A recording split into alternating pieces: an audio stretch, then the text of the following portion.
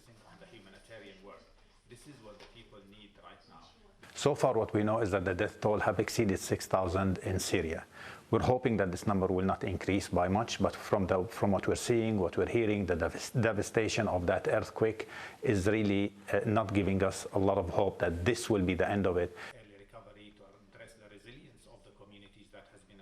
Before the earthquake started, there were about 4.1 million people in northwest Syria who needed assistance, and a lot of them were displaced already. Now, with this number increasing, it's very difficult to exactly say how many people have been displaced again due to the earthquake. But I can assure you that the United Nations and its partners are doing everything possible to provide temporary shelter for those people, in addition to the other assistance that is required. The United Nations managed to get its first convoy across Bab el-Hawa, which consisted of 6 trucks that had non-food items, tents, blankets, clothing, and other requirements. The day after the 11 trucks passed, and 20, and now we're using more than one. One border crossing, and we have reached so far more than 120 trucks. We have reached more than 120 trucks crossed into northern Syria, and more aid will come in the coming days. This is what the people need right now. There will be a state. I can assure you that we have done everything we can from the very beginning.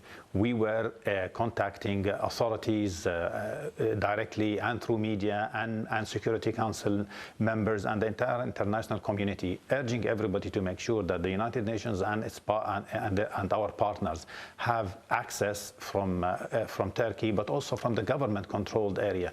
We asked everybody to put the interest of the people first. We asked everybody to depoliticize the humanitarian situation and focus on supporting us reach the people.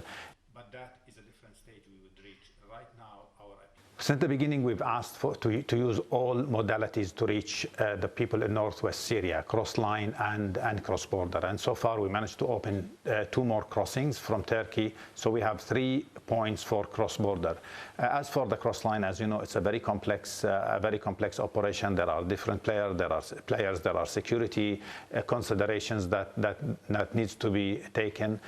So far, and we're working with all parties, hopefully to make sure that we also reach people through the cross line. So far, we haven't been successful, but we're putting all pressure on people to make sure that we reach people from government-controlled area and from any other means and possibilities. We need $400 million to reach approximately 5 million people who are in desperate need of humanitarian aid right now. And I want to take this opportunity to assure you that the humanitarian work that we do is totally in line with the humanitarian principles. We do not politicize our humanitarian work. We do not look at people or with their any affiliation, ethnical, political, gender, or anything else. Our focus is on the needs of the people without any politics.